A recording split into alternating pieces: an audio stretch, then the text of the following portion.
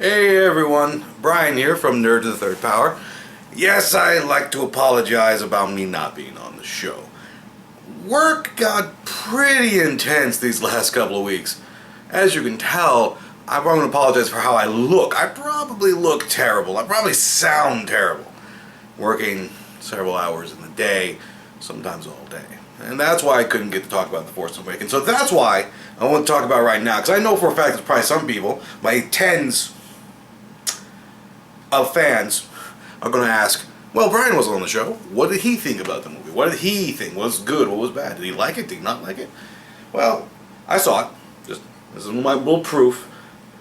My pint glass from the Alamo Draft House. Spent a little extra money on it. So, Force Awakens. Let's get it out of the way. It was good. Yeah. I know, that's shocking, right? It was good. I enjoyed it. But that's the thing. It was only good. The Force Awakens needed two things to go for it to be sort of successful. It needed to feel like Star Wars, and it needed to be good in some way. If it wasn't any of those, it can be a combination, it had to be both. If it wasn't that, I don't know if the franchise could survive after that. The hype behind this has been ridiculous. Every store you go into, there's something about Star Wars. Target, Walmart, CVS, 7-Eleven, Subway has Force Awakens stuff. It was everywhere. We were bombarded with hype for pretty much a year. And it got really big these last couple of months because that's where all the sponsorships and all the kind of deals coming into place. If it wasn't good, I don't know if they could ever recover from it. You know, we sort of recovered from the prequels because you had a lot of different TV shows come out. I don't know if they could have recovered if it wasn't good. So how good was it? What's the good parts about it? The story overall, though a bit of a retread of A New Hope, is something that was familiar enough that we wanted to see again. It got the old fans to go breathe a sigh of relief. We've seen this before, and we liked it before, and we like it this time around. And then the new fans coming in are going to enjoy it as well. And that's sort of twofold of the story I like about that. There's some new things, but there's some nice familiar additives to it. And I like how it was vague. I know that's weird to say. Usually when people say vague storylines are a bit annoying, because when you're doing a vague storyline, you want to know the answers, you want to know things like that. The Force Awakens had some moments where it was super vague, but it dropped enough hints that you wanted to find out more information. Mostly during the scenes where Rey gets the lightsaber, sees the lightsaber for the first time. And that sort of has this flashbacks series. There's flashes of things that happen in between the two movies, but we don't know yet. You know, how did Kylo Ren turn? Who did he turn? There was other people with him. What happened? And why Luke was so upset that he left? You know, what happened else? Who is this new order? You know, they're using old Empire technology that they've upgraded. Who are they? What do they do? You know, how do they fit in all this? So, like, it's all this vagueness that doesn't upset you because there was enough of a tease you want to go out and get new information. And that's sort of why when I became a Star Wars fan years and years ago. The cool thing about it was that after you had that sort of initial feel for everything, you wanted to find out more information. People going off and reading the extended universe books, which don't exist, but you were just gathering information. You want to have this world. You want to know how it worked. Who was this? Who was that? What was this? And I feel like they sort of captured that a bit again, at least for me anyway, because now, after the movie, I'm sitting going, oh, how did this happen? Who did this happen? What is this world? What is this world? What happened to this character? What's going on with that character? You know? It re-energized the franchise in me a lot. And I think it re-energized a lot of the franchise for a lot of the old fans as well. And that's really cool, because now the old fans and the new fans, we kind of get to share this together and sort of rediscover, as I mentioned, because the extended universe is gone. And there's a reason for that.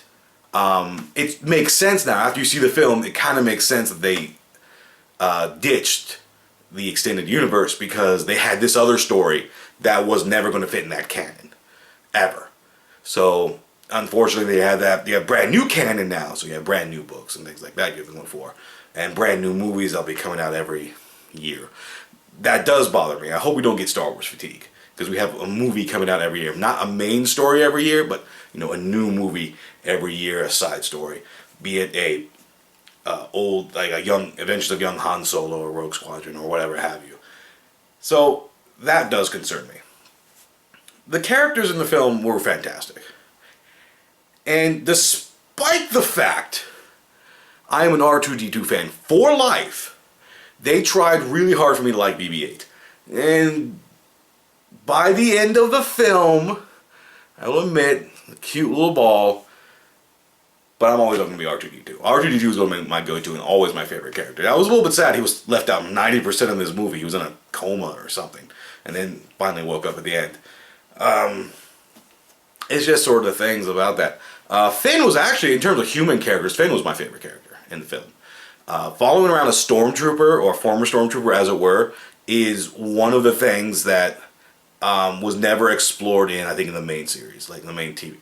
We had the clone troopers, you know, from the TV show and from books and stuff like that. So we got to follow them around, but they weren't like stormtroopers. So always the big question about stormtroopers is like, what made them go to the Empire?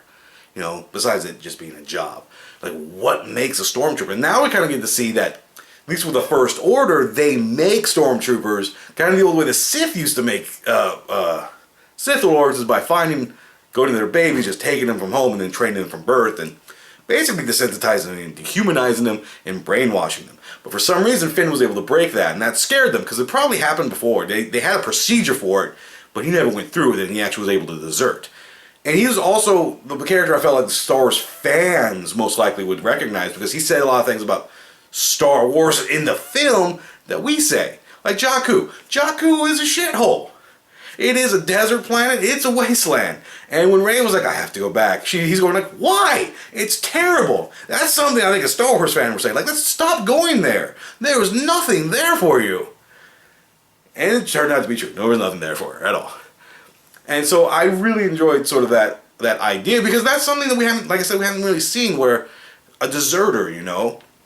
We've always seen the plucky hero go against the Empire or whatever it is. But here you have someone who's like, all right, I was a part of this force, and I saw how terrible they were, so I'm going the other direction. And he had to sort of get over the fact that he was scared about going back to the First Order finding him.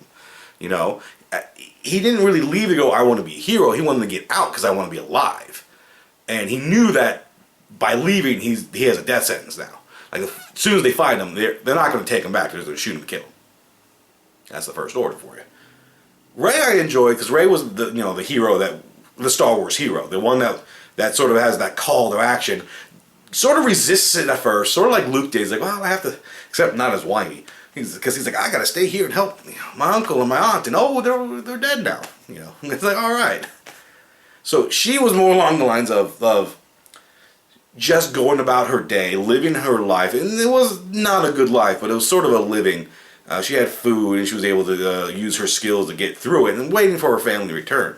That just never was going to turn. And once, BB-8 sort of shows up, and so they call her action is that, and like she runs through it, she gets through it, but she's still like, well, I gotta go back because I got this other thing, but not realizing that she's now a part of this whole bigger picture. And something that they were waiting for a while for her to show up, obviously.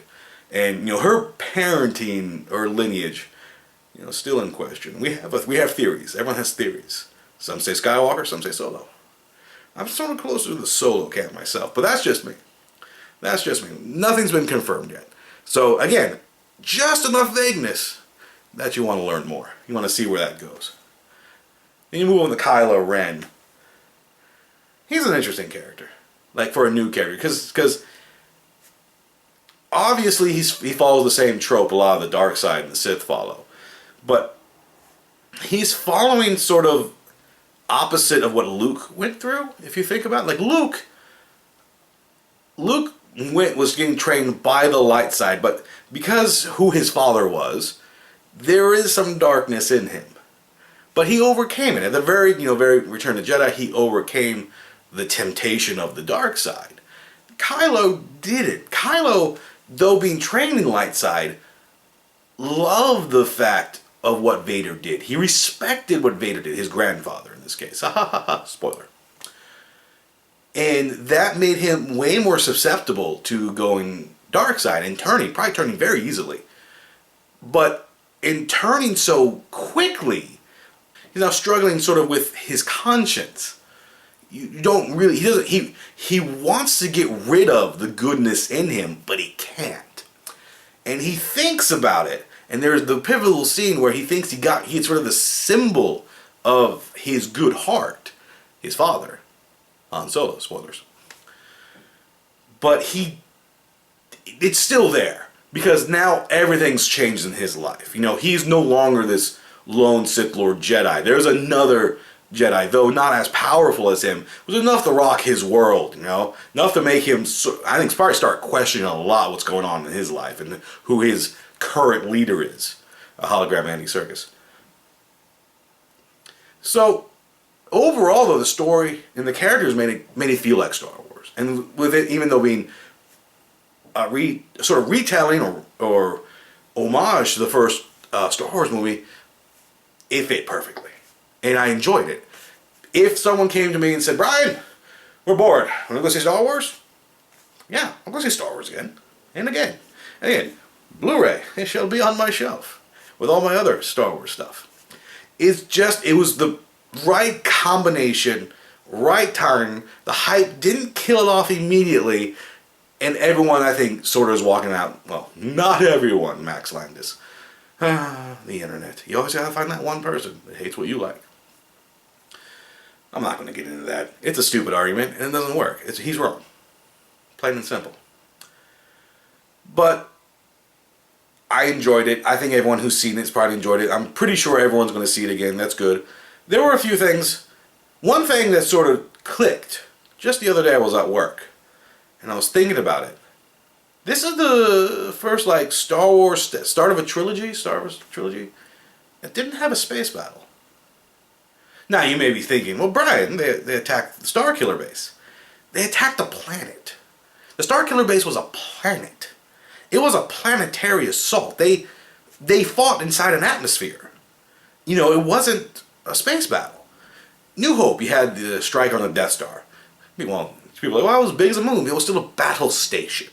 It was a station. It wasn't a planet or a moon. It was a station. So it still took place in space.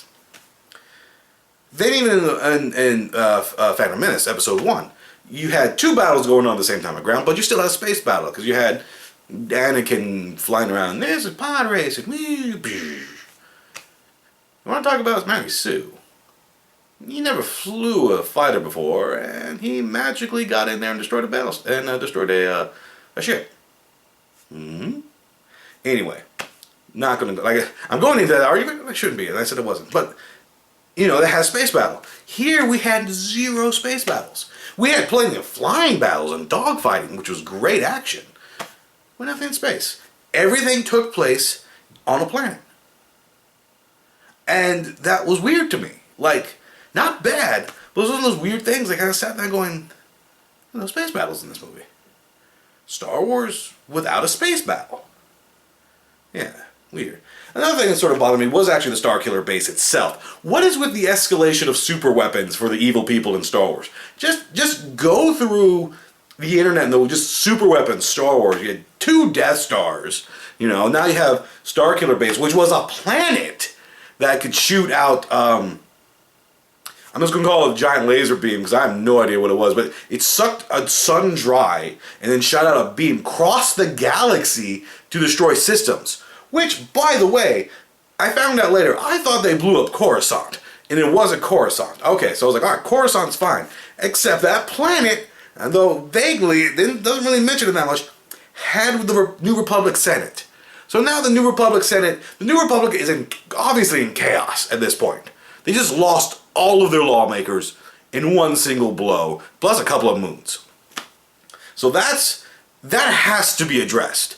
And also, the whole thing with the First Order, their mission, doesn't make a lot of sense to me either. Like, they're going to bring order to this galaxy. So to bring order to the galaxy, we're going to blow up the Senate, which is obviously going to cause mass chaos everywhere. I guess they swoop in going, we shall collect it and be Nazi symbols again. What's next? You can't do anything next. You just built a battle station out of a planet. That's it. That's endgame. I mean, okay, if you go back to again, Extended Universe about, I can't remember the name of the things now. You fight them in Rogue One, in the video games. Great video game. Go find it. In 64. Yeah, in 64. But like, what are you gonna do now? And plus, it's gone. Like, it got blown up. So obviously, like, there is no shift of power at that point. Like, your ace in the hole is gone. You used it, and then we blew it up. So now everything's back to even kilter. You're back to a fleet. And the New Republic still has a fleet. Just no one's in control of it at this point. Unless, you know, a certain Leia Organa gets her hands on it, then we got some fun stuff going for you.